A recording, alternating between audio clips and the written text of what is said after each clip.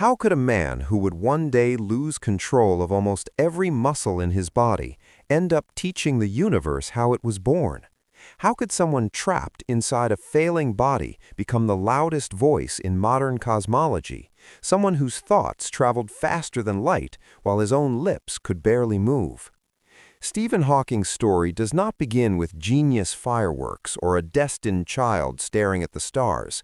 It begins quietly, awkwardly, almost unremarkably, with a boy who felt out of place in his own skin, growing up in a family that valued thinking more than comfort, surrounded by books instead of luxuries, often underestimated by teachers, sometimes careless with grades, hiding intelligence behind humor and laziness, a child who felt different but didn't yet know why, a young man who drifted through school with curiosity but without urgency, unaware that time itself was about to become his greatest enemy. Then, just as life was opening its doors, just as he was beginning to imagine a future, his body betrayed him in slow, terrifying fragments. Clumsiness became weakness, weakness became diagnosis, and diagnosis became a sentence that felt like a cruel joke. A disease that would steadily shut down his body, leaving his mind intact inside a prison of flesh. Doctors calmly suggesting he had only a short time left, as if his life were already a finished experiment. And in that moment, Stephen did not feel heroic or brave. He felt erased, embarrassed, invisible, watching his peers dream of careers and families while he rehearsed the idea of disappearing, withdrawing into himself, avoiding plans because planning hurt, until something strange happened in the darkness. Facing the possibility of an early end stripped away fear of failure, because what did failure matter if time was already stolen? And in that strange mental freedom, he leaned forward instead of collapsing. He chose the biggest questions possible, questions so vast they dwarfed his own suffering, questions about the origin of everything, about time itself, about whether the universe had rules or simply chaos.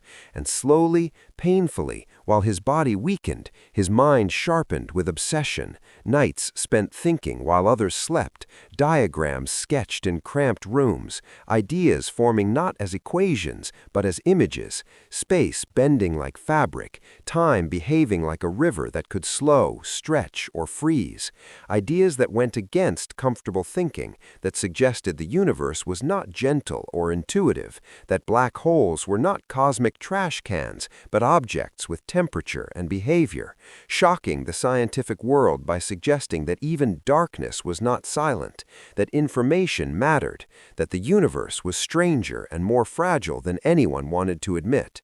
Many dismissed him at first, not just because his ideas were radical, but because he himself looked fragile, slumped in a wheelchair, speech slurred, later replaced by a mechanical voice that sounded more machine than man. Critics whispering that fame followed tragedy, not brilliance.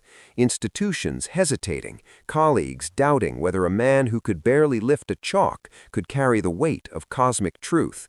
Yet Stephen persisted with an almost rebellious humor, joking about his condition, refusing pity, pushing himself beyond exhaustion, sacrificing ease, relationships, and privacy to chase clarity, living with constant pain, frustration, dependence on others for the simplest acts, yet fiercely independent in thought, training his mind like a muscle when the rest of his body refused to cooperate. And the price was immense: marriages strained, loneliness hidden behind wit, a life lived under constant medical threat.